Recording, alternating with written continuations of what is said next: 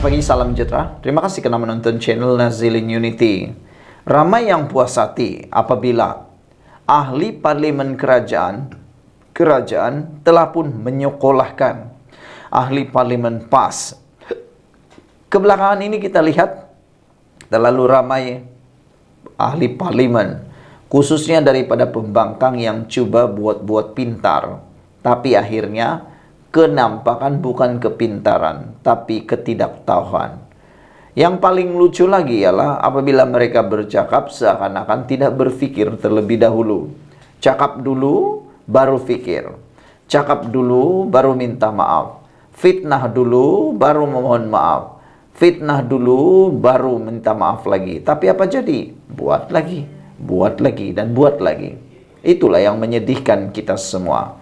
Tapi hari ini kita berpuas hati, rakyat Malaysia, netizen yang menonton live di parlimen sangat puas hati apabila melihat Syed Rezan, ahli parlimen daripada kerajaan, menyekolahkan ahli parlimen PAS di parlimen.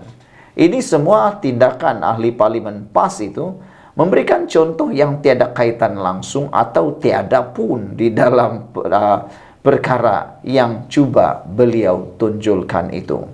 Klip video tular sejak malam tadi di media sosial mengundang perbincangan hangat apabila ahli parlimen Bangi Seredzan Johan menemplak dan menyekolahkan ahli parlimen Hulu Terengganu Datuk Rosul Wahid. Ia selepas ahli parlimen PAS itu memberi contoh yang tidak tepat ketika mengulas mengenai 16 peruntukan enakmen syariah Kelantan yang telah dibatalkan oleh Mahkamah Persekutuan. Rosul mendakwa selepas ini sesiapa yang tidak berpuasa tidak boleh lagi didakwa. Kononnya kerana kesalahan tidak berpuasa telah dibatalkan. Namun demikian, tindakan beliau itu telah menimbulkan reaksi berbeza daripada netizen. Kata mereka, aduh, telah tertayang, telah kelihatan bahawa ada yang tidak bijak. Perkara itu terus juga dibantah, turut dibantah oleh Seredzan yang menegaskan bahawa kesalahan tidak berpuasa sama sekali tidak termasuk dalam 16 enakmen syariah yang dibatalkan oleh mahkamah. Jadi contohnya itu tiada kaitan langsung dengan enakmen syariah tersebut. Berpuasa tiada langsung dicakap di dalam perkara yang digugurkan itu, tapi Rosul ambil. Kenapa? Sebab itu persepsi yang paling mudah diterima atau paling senang popular. Oleh itu beliau menasihatkan Hulu Terengganu agar baca dahulu sebelum memberi sebarang contoh. Kalau kita tengok enakmen-enakmen yang dibatalkan dalam kes Nick Elin, tidak termasuk kesalahan tidak berpuasa. Saya minta supaya Hulu Terengganu baca dulu dan tarik balik katanya. Hulu Terengganu kemudian berdalih mengatakan kesalahan tidak berpuasa itu adalah sekadar contoh. Namun ia dibidas sekali lagi oleh Seredzan. Contoh tu kena bagi yang betul lah, baca dulu. Ini tak baca terus nak buat persepsi dalam dewan yang mulia ini. Kata Seredzan, kalau saya tak cek tadi, you dah bawa pergi TikTok. Satu Malaysia dah masuk, satu Malaysia dah mula bergaduh, satu Malaysia dah mula keliru kerana rakyat Malaysia mudah tertipu oleh kata-kata yang popular seperti itu. Tolonglah, kata Seredzan, nak cerita pasal ni baca dulu. Ini bukan soal koyak, tapi Hulu Terengganu seorang senior baras Seredzan. Berikutan tular video itu ramai yang berpuas hati melihat bagaimana YB PAS itu disekolahkan oleh seorang ahli parlimen yang lebih muda. Mereka juga antara lain menganggap jika Seredzan tidak segera menepis persepsi yang cuba dibuat pembangkang, ia pasti akan berakhir dengan lebih ramai mempercayai apa yang dikatakan blog itu.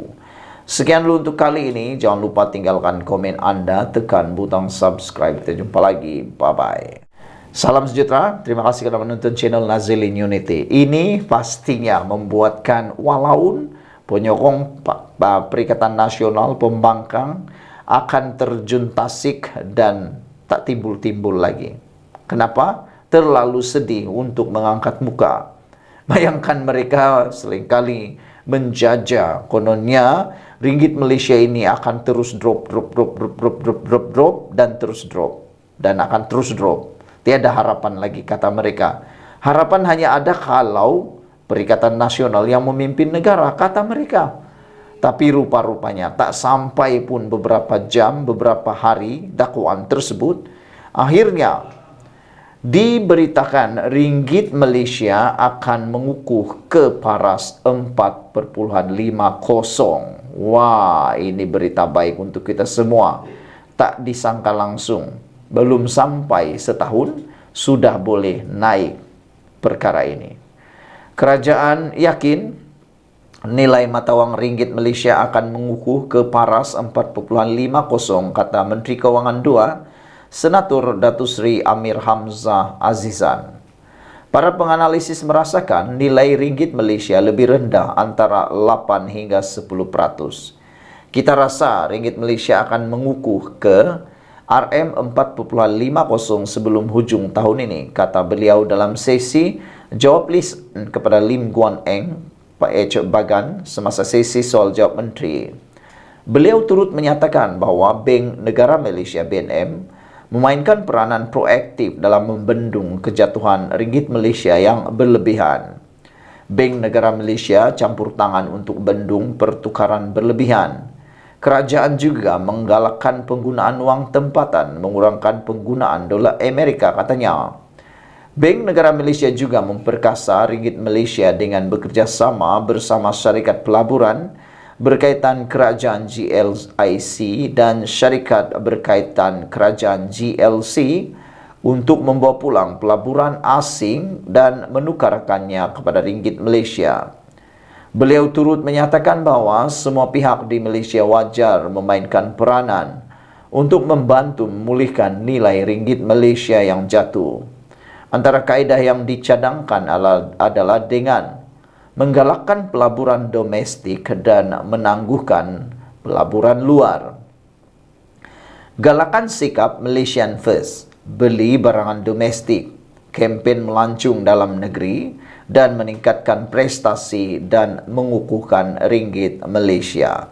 Saudara-saudara sekalian, dengan cadangan daripada beliau ini, kita patut mengambil bahagian membantu Malaysia yang kita cintai untuk bangkit semula. Kita juga berdoa apa yang dikatakan ini, ringgit Malaysia akan mengukuh ke paras 4,5 sebelum hujung tahun ini benar-benar terjadi. Kita juga berdoa supaya para pembangkang mula mengambil langkah membantu pelaburan domestik dan menangguhkan pelaburan luar. Galakan Malaysian First, iaitu belilah barangan domestik tanpa membeli keterlaluan barang-barang import. Kata beliau, selain itu, kempen melancung dalam negeri juga akan meningkatkan prestasi dan mengukuhkan ringgit Malaysia.